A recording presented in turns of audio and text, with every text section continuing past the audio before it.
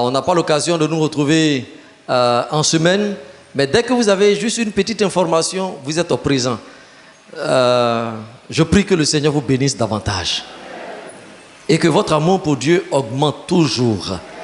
Vous savez, lorsque nous recevons la parole de Dieu, c'est en temps de crise qu'on voit la valeur de notre foi.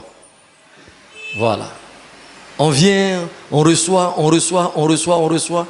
Mais quand il y a une situation, c'est là qu'on voit, est-ce que les enseignements qu'on a reçus sur la prière, ça marche? Est-ce que les enseignements qu'on a reçus sur la persévérance, ça marche? Est-ce que ce qu'on a reçu sur la patience, ça marche? Est-ce que les enseignements qu'on a reçus sur les difficultés, ça marche? C'est là qu'il faut démontrer que nous aimons Dieu. C'est là qu'il faut démontrer que nous prions le Seigneur. Et ici au Temple Emmanuel, effectivement, vous avez démontré cela. Que Dieu vous bénisse. Alléluia. Voilà, il nous reste pratiquement 25 minutes pour finir notre culte, parce que certainement il y a des frères et des sœurs qui viendront pour le second culte ici dans le temple. Alors nous allons aller à l'essentiel. Une pensée ce matin pour nous, elle est la suivante. Souviens-toi des promesses de Dieu. Et je vais entendre quelqu'un dire Amen. Est-ce qu'il y a quelqu'un à qui Dieu a une fois fait une promesse? Tu peux lever ta main. Si tu as une fois reçu une promesse de la part de l'Éternel. Ok, merci. Cette promesse, elle a été faite par une prophétie. Quelqu'un s'est-il senti concerné par une prophétie qui a été donnée une fois à l'église? Est-ce qu'il y en a? Ok. Tu as entendu une voix qui t'a dit, voici ce que je vais faire pour toi. Qui l'a une fois entendu? Ok. Au fond de ton cœur, il y a comme une voix qui a retenti. Il y a comme quelqu'un qui a dit à ton cœur, je vais te donner ça. Je vais te bénir. Je vais te protéger. Quelqu'un a-t-il une fois entendu ça? Oui, moi aussi. Mais il se trouve que face à toutes ces promesses, il nous arrive souvent de nous poser la question, est-ce que Dieu a réellement parlé? Est-ce que c'est Dieu qui m'a fait cette promesse? Est-ce que c'est vraiment la voix de Dieu que j'ai entendue? Pourquoi ces questions? Quand le temps essaie de triompher de la promesse, quand le temps essaie d'avoir raison de la promesse, quand le temps essaie de nous faire oublier la parole de Dieu, alors le psalmiste nous encourage à faire confiance à notre Dieu, parce que Dieu ne trahit jamais ses promesses. Il ne trahit jamais son alliance. C'est pourquoi ce matin, je voudrais nous encourager avec cette pensée. Souviens-toi des promesses de l'Éternel. Souviens-toi des promesses de Dieu. Et cela est titré de 1 Chronique chapitre 16. 1 Chronique chapitre 16 et le verset 15. Nous aurons plusieurs textes à lire. 1 Chronique chapitre 16, le verset 15. Dans cette version, il est dit, rappelez-vous à toujours son alliance, ses promesses pour 1000 générations. Ou encore, souvenez-vous à toujours des promesses de l'Éternel selon les générations. Alors, dans ce texte, il est question de se souvenir des promesses de Dieu. Chers frères et sœurs, quand nous lisons également Jérémie chapitre 20, le verset 11, Dieu dit, « Car je connais les projets que j'ai formés sur vous, dit l'Éternel, projets de paix et non de malheur, afin de vous donner un avenir et de l'espérance. » Dieu forme des projets pour nous, des projets de bonheur, des projets de bénédiction et non des projets de malheur. Dans le psaume numéro 105, le verset 8, il a dit, Dieu se rappelle à toujours ses promesses pour 1000 générations. En même temps qu'il nous demande de nous souvenir de lui, ses promesses, lui-même Dieu nous dit que lui-même Dieu, il se souvient de ses promesses pour 1000 générations. Alléluia. Ça veut dire quoi? Ça veut dire que Dieu n'oublie jamais ses promesses. Mais c'est quoi une promesse? L'on nous apprend que une promesse, c'est le fait de faire avancer une parole ou bien une chose. Faire avancer une parole ou bien une chose, et cela à partir du latin jusqu'au grec en passant par l'hébreu. Faire avancer une idée, faire avancer une chose, faire avancer une parole. Une promesse, c'est aussi un engagement. L'engagement, l'on nous dit que c'est une décision. Faire ou dire quelque chose, c'est un serment. Autre définition. Une promesse est un serment. Un serment, c'est une affirmation solennelle.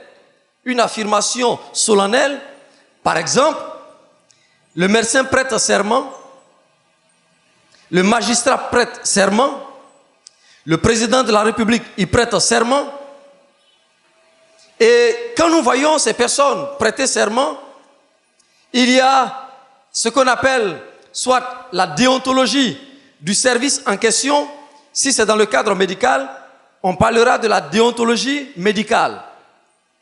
Et le médecin qui vient prêter serment, il prête le serment qu'on appelle le serment d'Hippocrate.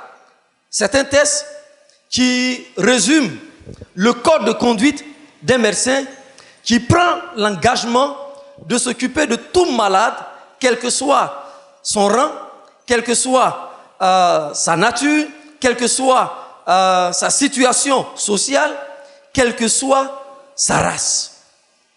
Donc qu'on soit grand, qu'on soit petit, qu'on soit riche, qu'on soit pauvre, le médecin prête un serment et dit « Moi je m'engage à m'occuper de toutes ces personnes ».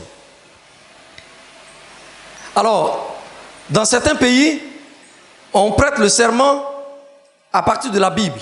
Donc on met la main sur la Bible pour dire que je jure soit de dire la vérité ou de traiter mon peuple en fonction de ce que je lis ou je comprends dans cette parole. Dans d'autres pays, on s'appuie sur le Coran pour prêter serment. Même le voleur qui est jugé au tribunal, on lui demande de faire une déclaration solennelle. Jurons-nous de dire la vérité et rien que la vérité. Il dit je le juge. C'est une déclaration solennelle, même si pour le voleur il y a toujours mensonge derrière. Mais toujours est-il qu'on lui demande de dire la vérité. Donc de prendre un engagement, de prêter serment. C'est donc une décision accompagnée de faits. Une promesse est une décision accompagnée de faits. C'est aussi une alliance. Et quand on parle d'alliance, cela revêt encore un caractère beaucoup plus sacré. L'alliance est sacrée. Parce que l'alliance est tissée entre Dieu et les hommes. Or, Dieu est sacré. Ce qui sort de la bouche de Dieu est sacré. Et il est toujours prêt à exécuter ce qu'il dit, ce qu'il promet.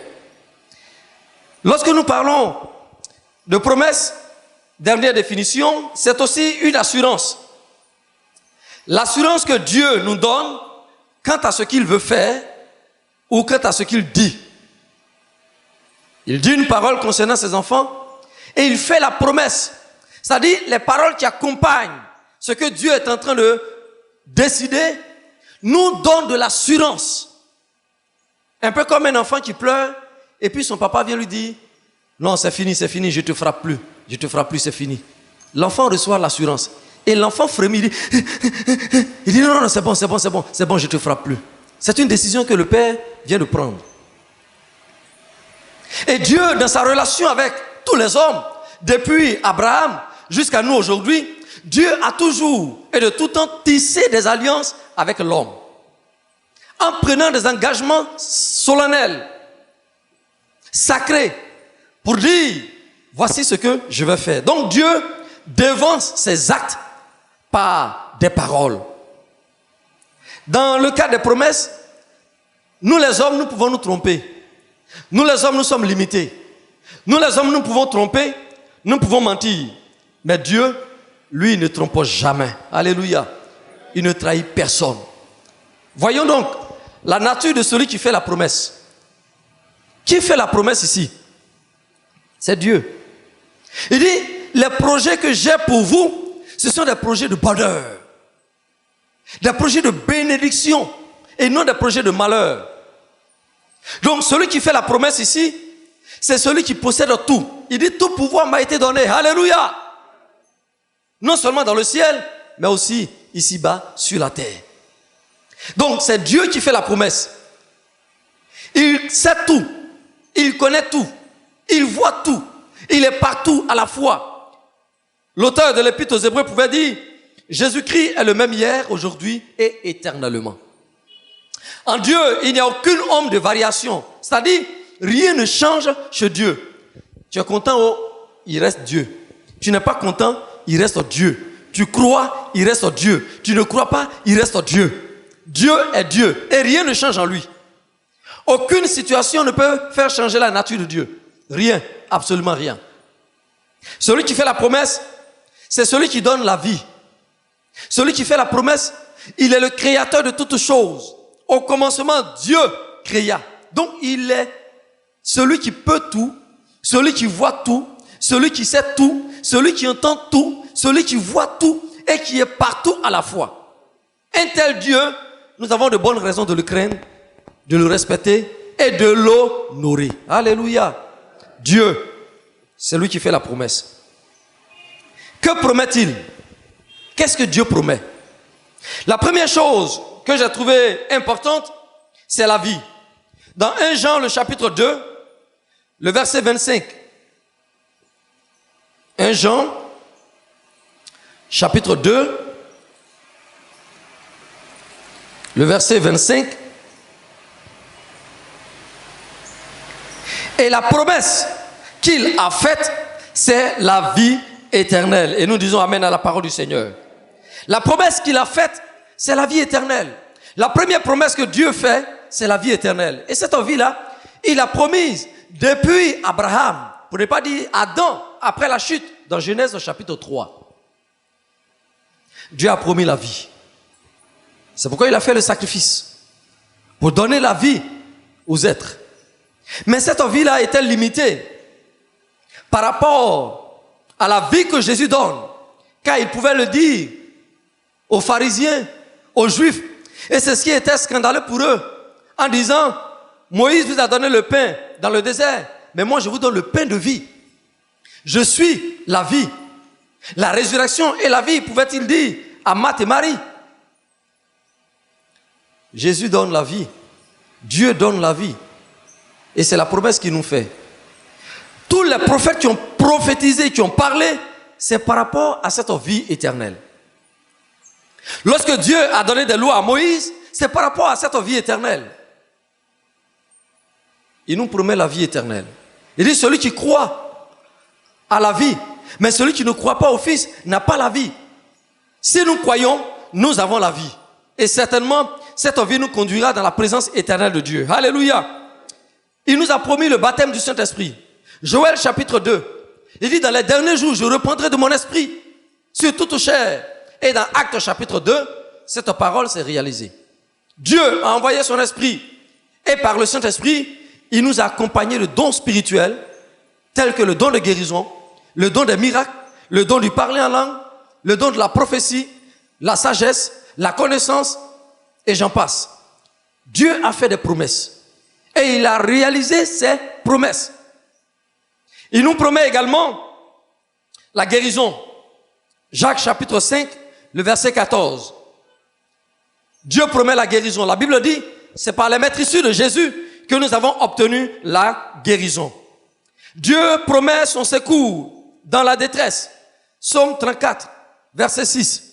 Il est présent lorsque nous sommes en détresse. Dieu promet la réponse à nos prières. Psaume 32, verset 8. Dieu promet l'exaucement de nos prières, non seulement pour nous-mêmes, mais aussi pour tous ceux pour qui nous allons prier. Dans Matthieu chapitre 7, le verset 7, il a dit, demandez et l'on vous donnera. Cherchez, vous trouverez. Frappez, l'on vous ouvrira. Alléluia. Dieu promet également la bénédiction. Et comme nous l'avons lu dans le texte plus haut, il dit, les projets que je forme pour vous, ce sont des projets de bonheur. Donc Dieu promet aussi la bénédiction.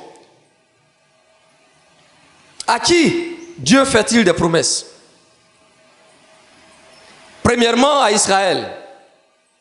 Dieu a promis la terre à Israël, qu'on appelait la terre promise. On dit terre promise parce que c'est une terre qui a été promise. Dieu avait un projet pour Israël et il lui a dit, je te donnerai un pays où coule le lait et le miel. Et Dieu a donné ce pays à Israël, aux 12 tribus d'Israël. Dieu promet à Israël. Il dit à Israël, tu seras à la tête et non à la queue. C'est une promesse qui concerne d'abord Israël. Et je le disais hier, quelqu'un peut dire, Seigneur, tu as dit, nous serons à la tête et non à la queue. Oui, c'est la parole de Dieu. Mais d'abord, cette parole s'est adressée à Israël. Nous saisissons le principe parce que c'est la parole de Dieu pour l'appliquer à notre vie. Mais dites-moi, si un élève ne travaille pas, sera-t-il à la tête? Non. Il faut travailler et compter sur la grâce de Dieu pour être à la tête. Dieu promet également, il a fait des promesses à Jésus lui-même.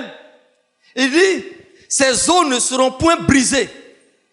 C'est pourquoi à la croix, lorsque les soldats venaient pour briser les os, les jambes de Jésus, pour sceller sa mort, ils ont constaté qu'il était déjà mort. Ce qu'ils ont pu faire, c'est de percer son côté pour que le sang sorte, pour que l'eau sorte. Aucun de ces os n'a été brisé. C'était la promesse. Dans Matthieu chapitre 4, Satan pouvait dire à Jésus, si tu te prosternes et m'adores, je te donnerai tous ces royaumes. Ou alors, après l'avoir conduit sur le sommet de la montagne, il dit, jette-toi en bas. Parce qu'il donnera des ordres à ses anges pour qu'ils te portent sur leurs bras. Non. Satan essaie de tordre le sens de la parole de Dieu pour tronquer, pour tromper la vigilance du Seigneur. Mais il avait en face de lui le Seigneur de gloire. Alléluia. Dieu a fait des promesses à Jésus. Et ces promesses se sont réalisées. Il a aussi fait des promesses aux disciples. Le Seigneur a dit, quand je serai dans ma gloire, vous serez assis sur 12 trônes avec moi. Il a fait des promesses. Lorsque vous serez traduits devant les tribunaux, n'ayez pas peur de ce que vous allez dire, car au même instant, je vous donnerai les paroles nécessaires. Je suis avec vous tous les jours jusqu'à la fin du monde. Il a fait des promesses aux disciples. Il a fait également des promesses à tous les chrétiens de tout temps. Et nous aussi, nous pouvons nous retrouver dans tous ces chrétiens par les paroles suivantes. Celui qui croit, je suis dans le celui. Quiconque invoquera le nom du Seigneur sera sauvé. Je suis dans le quiconque. Si tu crois, je suis dans le si tu. Le tu me concerne aussi. Donc Dieu fait des promesses. Mais de façon personnelle, Dieu fait aussi des promesses. C'est pourquoi tout à l'heure j'ai posé la question de savoir à qui Dieu a-t-il fait une promesse. Oui, Dieu nous a fait des promesses personnelles. Par exemple, dans tes moments de prière, le Seigneur t'a dit qu'il va te donner un enfant. Dans tes moments de prière, le Seigneur t'a dit il va te donner du travail. Dans tes moments de prière, de jeûne et de piété, le Seigneur t'a fait une promesse. Sois sans crainte, je suis avec toi. Et cette promesse, tu l'as retrouvée soit dans la Bible, ou alors, pendant que tu étais en train de prier, de jeûner, ou encore, le Seigneur t'a fait la promesse par la bouche de ses serviteurs. Quel que soit le temps, crois que Dieu est capable de réaliser ses promesses. Que la situation actuelle ne vienne pas te troubler par rapport à toutes les promesses que Dieu a faites. Dieu t'a promis un mariage, c'est certain. Même si le premier fiancé est venu et puis il est reparti, certainement le second sera le meilleur.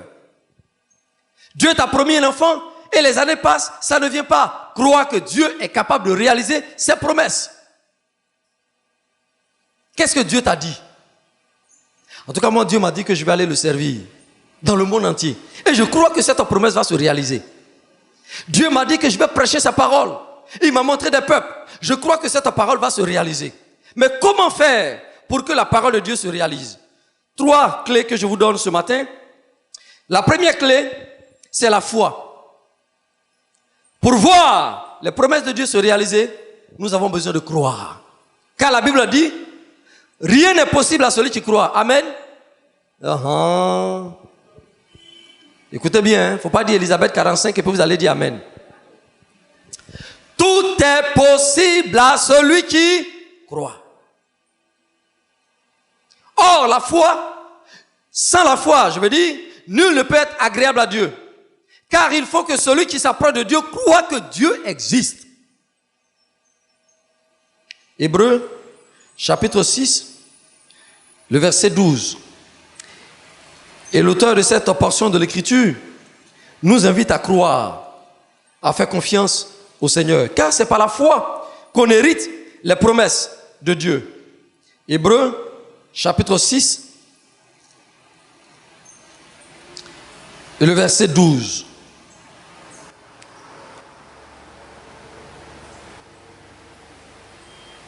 Et il dit ceci, en sorte que vous ne vous relâchez point et que vous imitiez ceux qui par la foi et la persévérance héritent des promesses. Lorsque Dieu fit la promesse à Abraham, ne pouvant jurer par un plus grand que lui, il jura par lui-même et dit, certainement je te bénirai et je multiplierai ta postérité. Et c'est ainsi qu'Abraham, ayant persévéré, obtint l'effet de la promesse. Alléluia. Donc, pour prendre possession des promesses de Dieu, ou pour voir les promesses de Dieu se réaliser dans notre vie, nous avons besoin de foi. Deuxième clé, il nous faut prier. Paul dit aux Thessaloniciens, priez sans cesse. Demandez, l'on vous donnera. Cherchez, c'est aussi une forme de prière. Il dit, si quelqu'un est malade, qu'il appelle les anciens et qu'il prie pour lui. La prière nous permet d'obtenir ou de saisir les promesses de Dieu. Si Dieu t'a fait une promesse, ne baisse pas les bras. Continue dans la prière. Ne dis pas Dieu a déjà parlé, donc c'est suffisant. Il faut persévérer dans la prière. Et c'est le troisième élément qui marche bien entendu avec la prière. La persévérance. Donc la première clé, c'est la foi. La deuxième clé, c'est la prière. Et la troisième clé, c'est la persévérance. Il peut y avoir encore d'autres sources qui nous permettent de saisir les promesses de Dieu. Mais pour ce jour, nous avons retenu trois, la foi, la prière et la persévérance. Bien-aimés frères et sœurs, Dieu fait des promesses. Il réalise toujours ses promesses.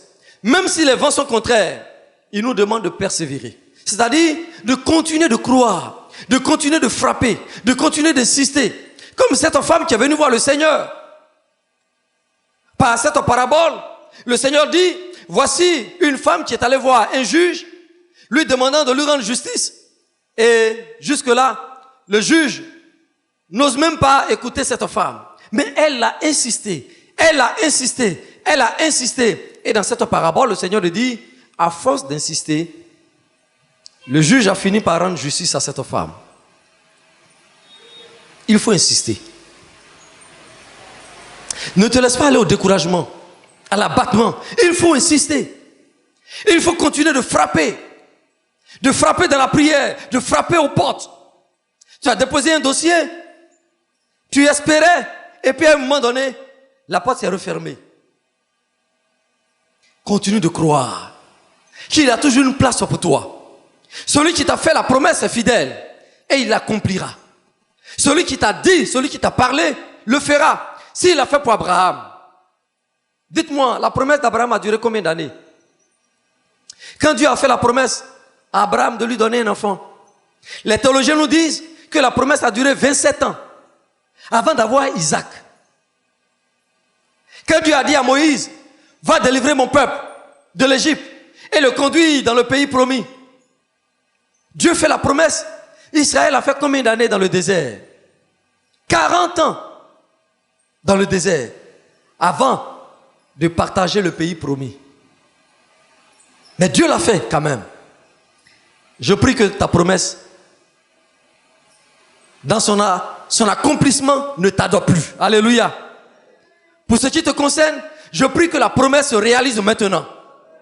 Que ta persévérance te donne de saisir l'effet de la parole prononcée par le Seigneur il y a des années en arrière. Ne perds pas de vue ce que Dieu a dit. Alors, souviens-toi des promesses de l'Éternel. Si le diable veut te détourner de ta foi, si le diable veut te détourner de ta prière, si le diable veut te détourner de ton amour pour Dieu, dis-lui ce matin, je me souviens de la parole de l'Éternel. Je me souviens de ce que Dieu m'a dit. Dieu t'a dit que tu vas être grand dans la société, crois que tu seras grand dans la société. Devant la pandémie, devant la maladie, qu'est-ce que Dieu t'a dit? Il t'a promis de te garder, te protéger, te préserver. Alors crois que Dieu est capable de te préserver et de te protéger. Je le crois, moi aussi. Il t'a dit que tu auras une grande entreprise. Dis oui, je crois, Seigneur. Il t'a mis à cœur d'avoir des projets. J'ai envie de dire à quelqu'un ce matin, n'oublie pas tes projets. Parce que Dieu n'oublie pas les projets qu'il a formés pour toi. N'oublie pas tes rêves. N'abandonne pas tes rêves. Même si le vent est contraire, même si la situation est contraire, mais n'abandonne jamais tes rêves. S'il y a 5 ans, il y a 10 ans, il y a 20 ans en arrière, n'abandonne pas tes rêves. Tu as rêvé être grand. Tu as rêvé avoir des structures. Tu as rêvé avoir des marchés. Tu as rêvé avoir des contrats. Tu as rêvé être une femme de valeur. Une femme qui entraîne les autres femmes. Une femme qui crée l'engagement. Une femme qui encourage les autres à espérer. N'abandonne pas tes rêves, ma soeur. N'abandonne pas tes rêves, mon frère. Même ton âge ne doit pas te pousser à abandonner tes rêves. Tant que Dieu te donne la vie, continue de rêver et continue de croire que Dieu va rendre tes rêves réels. Que Dieu nous bénisse ce matin et que la gloire lui revienne. Amen.